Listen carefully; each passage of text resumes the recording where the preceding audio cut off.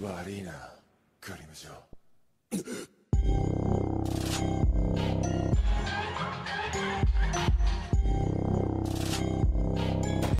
Yo tout le monde, j'espère que vous allez bien. Bonne année. Première vidéo de ma chaîne en face cam. Je vous avoue que je suis un peu gênée, mais c'est parti.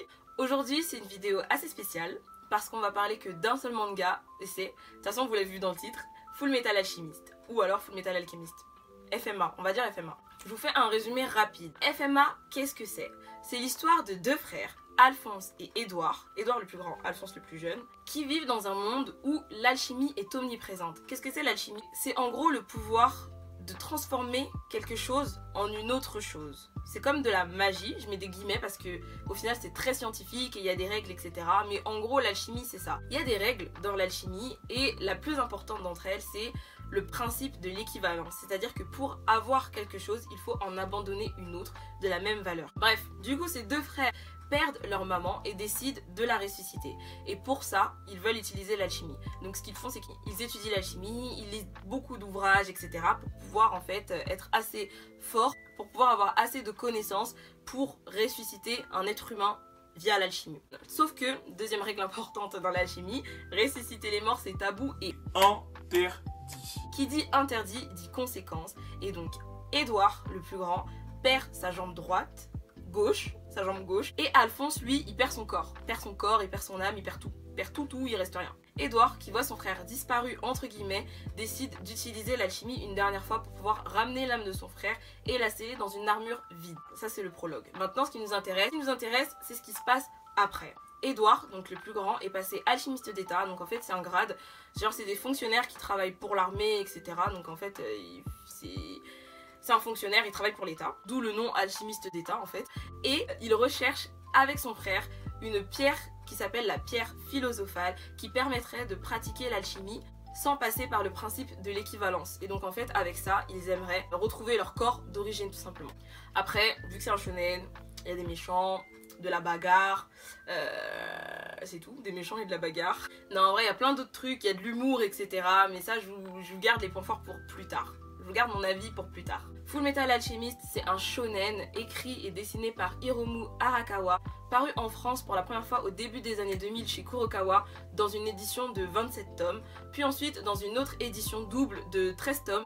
Et à l'heure actuelle, il y a une perfecte édition qui sort toujours chez Kurokawa et elle est prévue en 18 tomes. Et pour l'instant, il y a 5 tomes qui sont sortis, si je ne dis pas de bêtises. Il y a également eu 2 adaptations en animé, le premier qui s'appelle Full Metal Alchemist et le deuxième Full Metal Alchemist Brotherhood.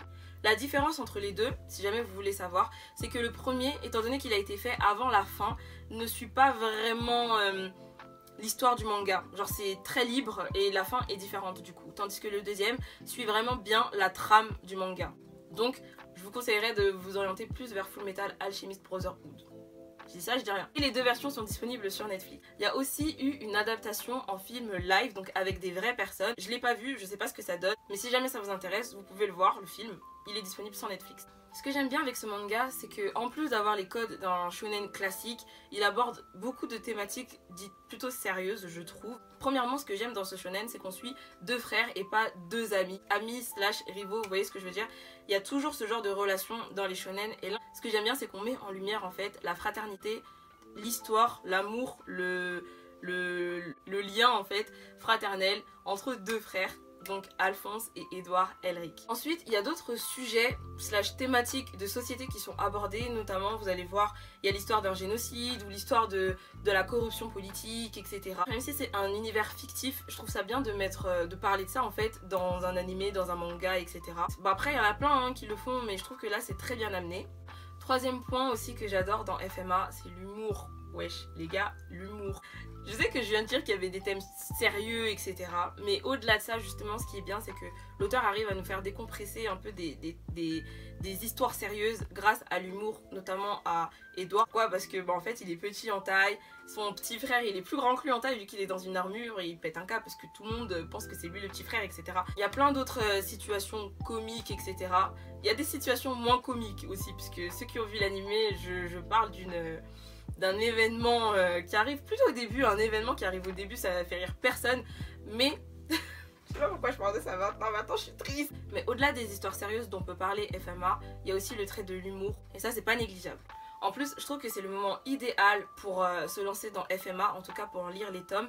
Parce que bah, du coup, comme je vous ai dit, il y a la Perfect Edition qui est en train de sortir. Et la Perfect Edition, elle est juste...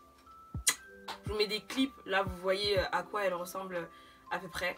Mais vraiment, je trouve que ça donne vraiment envie de lire. Moi personnellement, j'ai lu les 2 premiers tomes de la Perfect Edition du coup, mais j'ai pas lu le manga en entier. J'ai vu l'anime Brotherhood, donc vu qu'il est fidèle à la trame du manga, je sais de quoi ça parle, je sais comment ça finit, etc. Mais ça m'empêche pas du coup de vouloir lire, malgré avoir vu l'anime, ça m'empêche pas de vouloir lire l'histoire, parce que vraiment elle est prenante, très bien faite. Ça parle de sujets sérieux, avec aussi de l'humour, mais l'auteur sait quand même où s'arrêter dans le comique pour passer à des sujets plus sérieux. C'est tout pour cette vidéo, j'espère qu'elle vous aura plu, j'espère qu'elle vous aura donné envie de lire ou de relire FMA, ou au moins de regarder l'anime. Je trouve que c'est un manga génial, donc si vous partagez mon avis, n'hésitez pas à me le mettre en commentaire. Si vous n'êtes pas d'accord, dites-moi aussi pourquoi vous n'êtes pas d'accord. On règle ça en commentaire. Je vous invite à liker et à partager cette vidéo si elle vous a plu, ça me ferait très plaisir. N'hésitez pas non plus à vous abonner si mon contenu vous plaît. Suivez-moi aussi sur Instagram, je vous le mets juste là, c'est cool aussi là-bas, donc venez faire un tour. Je vous remercie d'avoir regardé jusqu'à la fin et je vous dis on s'attrape bientôt pour une prochaine vidéo. Bye!